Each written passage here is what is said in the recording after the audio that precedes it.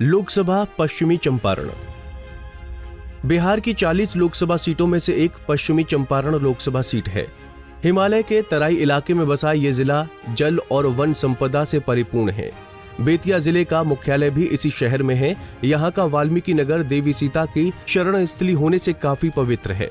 राजा जनक के समय ये तिरहुत प्रदेश का अंग था, जो बाद में 6ठी सदी ईसा पूर्व में ये वैशाली साम्राज्य का हिस्सा बन गया।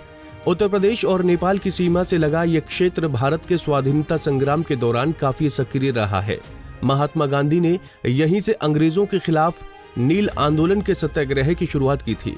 पश्चिमी चंपारण लोकसभा सीट के इतिहास को देखें तो साल 2022 में परिसीमन आयोग की सिफारिशों के बाद 2008 में ये लोकसभा क्षेत्र अस्तित्व में आया और 2009 में इस सीट पर हुए चुनाव में भारतीय जनता पार्टी के डॉक्टर संजय जायसवाल सांसद चुने गए। वहीं 2014 में भी ये सीट भारतीय जनता पार्टी के पास ही रही और डॉक्टर संजय जायसवाल सांसद बने। तो 2019 के लोकसभा चुनाव में भी यहां से संजय जायसवाल को ही जीत मिली थी। 2024 के लोकसभा चुनाव में बीजेपी ने एक बार फिर संजय जायसवाल पर ही भरोसा किया है।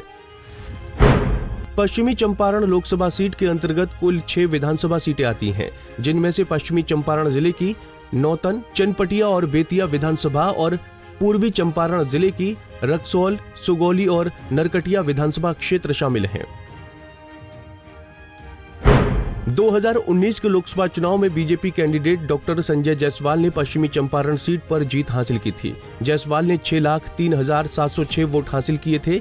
वहीं बीएलएसपी कैंडिडेट ब्रिजेश कुमार कुशवाहा 3,09,800 वोट लाकर दूसरे स्थान पर रहे थे।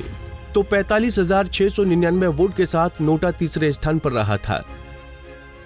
अब एक नजर पिछले लोकसभा चुनाव के नतीजों पर डालें तो साल 2014 में इस सीट पर भारतीय जनता पार्टी के डॉक्टर संजय जायसवाल ने 3,71,232 वोट हासिल कर जीत का परचम लहराया था। तो वहीं जेडीयू के प्रकाश झा 2,60,978 वोट हासिल कर दूसरे स्थान पर रहे थे, जबकि आरजेडी के रघुनाथ झा को 1,21,800 वोट मिले थे और वो तीसरे स्थान पर रहे थे। साल 2009 की बात करें तो भारतीय जनता पार्टी के डॉक्टर संजय जायसवाल ने 1,98,781 वोट हासिल कर जीत हासिल की थी।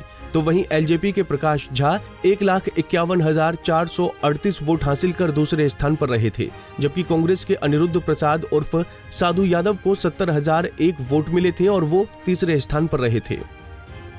25 मई को पश्चिमी चंपारण सीट पर लोकसभा चुनाव होना है। यहां से एक बार फिर बीजेपी ने संजय जायसवाल पर ही भरोसा जताया है। तो महागठबंधन में ये सीट कांग्रेस के खाते में गई है, यानी कांग्रेस इस सीट पर अपना उम्मीदवार उतारेगी।